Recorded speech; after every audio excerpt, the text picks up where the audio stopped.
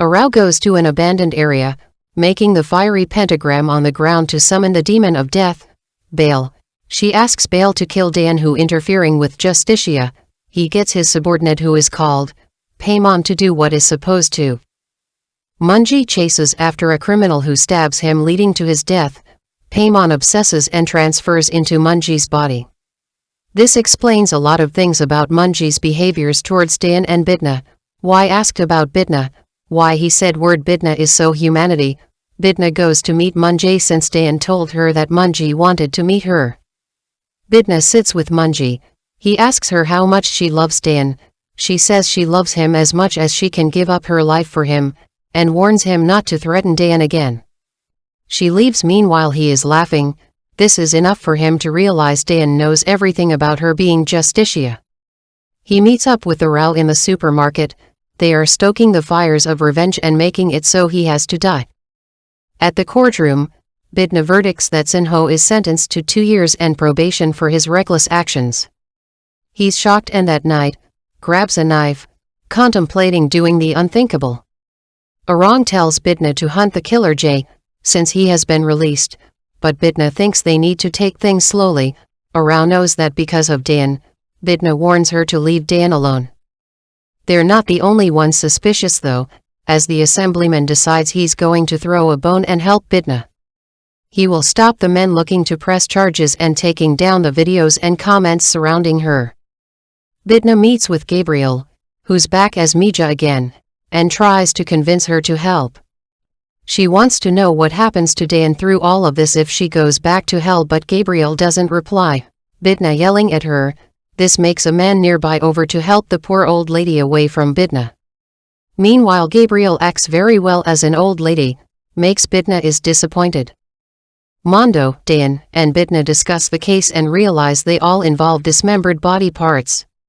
It would appear that Jay and Satan may be one and the same. Their theory is that Satan entered Jay's body and committed these murders, as in order for a demon to remain in human form, they'd need different body parts of good people and a kylum. Meanwhile, Dan finds Munji uploads the surveillance footage to his phone. He now has proper leverage over him, and it seems things are going to be that much harder to resolve. He keeps this to himself though, while Dan and Bidna head off and visit the victims' families of Jay's vicious murders. None of them have forgiven him, obviously, but none have faith in the system to catch him and bring the killer to justice. Bidna is heart-touched and gets a drink with him. Elsewhere, Arang brings Mondo along to meet Munji in secret. He tells Mondo that he's going to be given an important task soon and he needs to make sure he doesn't fail. Arao asks Paimon when he will kill Dan. Paimon remembers his conversation with Baal that he can't kill Dan if he is not a sinner, so the plan is Mondo helps Paimon make Dan be a sinner. Also, Baal gave Paimon a green sign to kill Justice. Arang is quick to point out that Justicia can't be heard whilst he smirks. Bidna and Dan visits Myung-suk is the mother to Jang Yuchin, who is dead and she is still in grief. She opens up his room.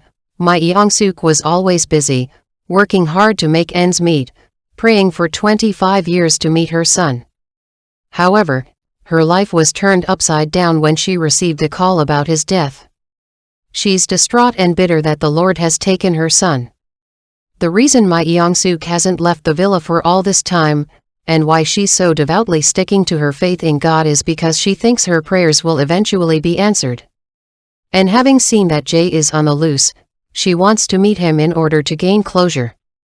Finally, they visit Dan's old house, and having heard all these stories, Bidna now remains dead set on finding the serial killer and making him pay no matter what.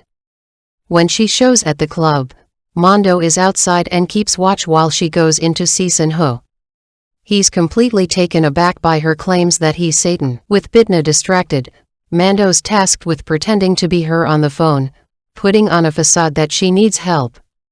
As Dan races off, Mondo heads to the church to pray for forgiveness. It's the last time he'll be there though, deciding that he's destined to be in hell and he'll never stop being a demon. However, he has sulfur powder in his bag and he throws it at a wrong outside when she antagonizes him, racing to get away. Mondo heads back home, but of course Justicia isn't there. Mija is though and sees her firsthand. The pair of them race to the club and tell Bitna the bad news. Apparently Mija shrugs and tells them she only helps the good and the poor. As Mondo admits the truth, Bitna reveals that she knew all along and actually doesn't care. However, that's the least of their problems right now. Dayan finds himself walking right into the trap where Munji claims that he's killed Bitna. He lets Dayan have his fun before effortlessly turning the tables. Bitna manages to show up in time though and the pair end up fighting. However, before Bitna can hit him with her hell blade and end this, he conjures a vision that depicts Dayan in his place. Dayan manages to help snap her out of this vision, calling out for Bitna. As the pair trade blows, Bitna gets the last laugh and kills her outright. She's shocked that Dayan is hurt, with cuts over him. As tears fall from her cheeks, she hugs him. However, as Paimon gets back up again, Dayan gets in the way and takes the blow for her.